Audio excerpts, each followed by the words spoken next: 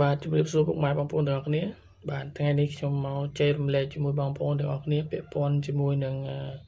បាទជើងសិប្បនិមិត្តនៅក្រោមជង្គង់បាទឬក៏គេហៅថា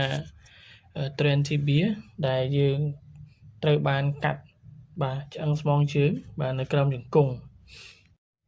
បាទពេលនេះខ្ញុំនឹងចែករំលែកជាមួយពុកម៉ែបងប្អូនថាតើនៅពេលដែលយើងត្រូវបាន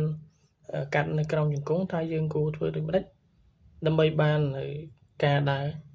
ឡើងវិញបានធម្មតាដូចមុនបាទមែនតើទៅពេលកាលណាដែលយើងបានបាត់បង់នៅវគ្គណាមួយរបស់យើងបាទជាស្ដែងទៅនៅក្រោមជង្គង់យើងមិនអាចដើរបានដូចពីមុនបាទល្អ 100% ទេប៉ុន្តែយើងអាចនឹងធ្វើនៅជើងស្វាត់មិត្តថ្មីដើម្បីបាទបំពេញបន្ថែមនៅអ្វីដែលយើងបានបាត់បង់នឹងយើងអាចដើរបាននឹងអាចប្រកបមុខរបរផ្សេងបាទទៅតាមលទ្ធភាពដែលយើងអាចធ្វើទៅបានបាទអញ្ចឹងជាមួយគ្នានេះផងដែរបើសិនជាបងប្អូនបាទមានបញ្ហាការកាត់ជើងនៅក្រោមជង្គង់បាទពុកម៉ែបងប្អូនមានបញ្ហាដូចជាគ្មានកម្លាំងគ្មានកំហែងបាទក្នុងការលើកជើងនឹងទេលើកជើងនឹងមិនរួចបាទស្វិតនៅចុងជើងឬក៏មានបញ្ហាអីបាទបងប្អូនគិតថាលំបាកសម្រាប់បងប្អូនអាចមកពិភាក្សាផ្ទាល់បានបាទក៏ព្រោះតែការច្នៃឬក៏ការ design mode បាទអាស្រ័យទៅលើករណីជាក់ស្ដែងរបស់ពុកម៉ែបងប្អូនទាំងអស់គ្នាដូចជាពុកម៉ែបងប្អូនទាំងអស់គ្នាមានកម្លាំងខ្លាំងនៅចុងជើងឬបងប្អូនមានកម្លាំងខ្សោយនៅចុងជើងគេមានការបាទច្នៃម៉ូដឬទៅតាម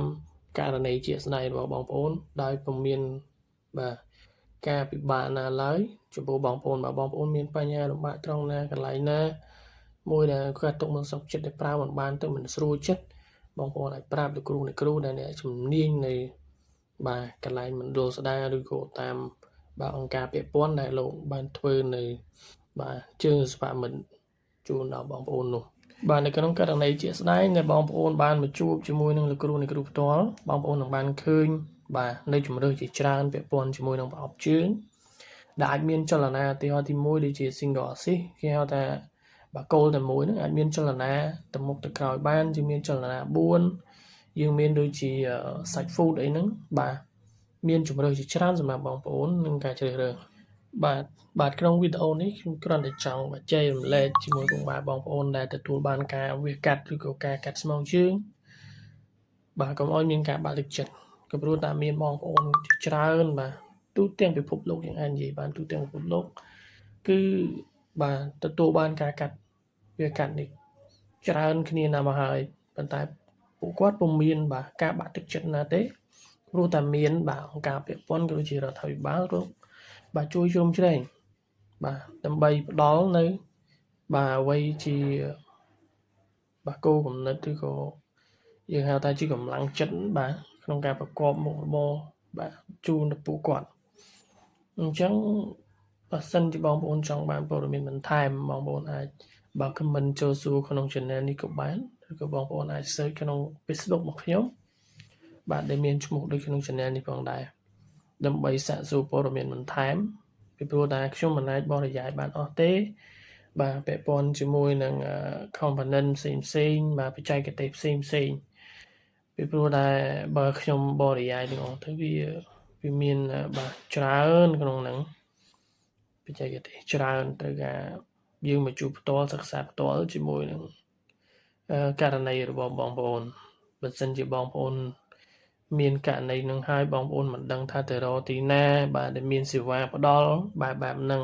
បាទពាក់ព័ន្ធជាមួយនឹងគ្រឿងជំនួយស្ដាររបស់យើងក៏ដូចជាយើង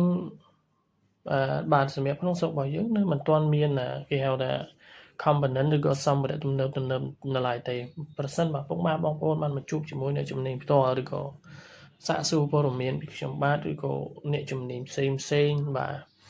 ដែលគាត់ធ្វើការក្នុងវិស័យនឹងដែរបងប្អូនអាចតាក់ទងជាមួយគាត់បានព្រោះយើងអាចនឹងកំងពីអីវ៉ាន់ពីស្រុកក្រៅមកបានប៉ុន្តែយើងត្រូវការចំណាយបាទលុយបន្តិចបន្តួចផងដែរពីព្រោះយើងត្រូវការទិញនិងចំណាយលុយផងដែរ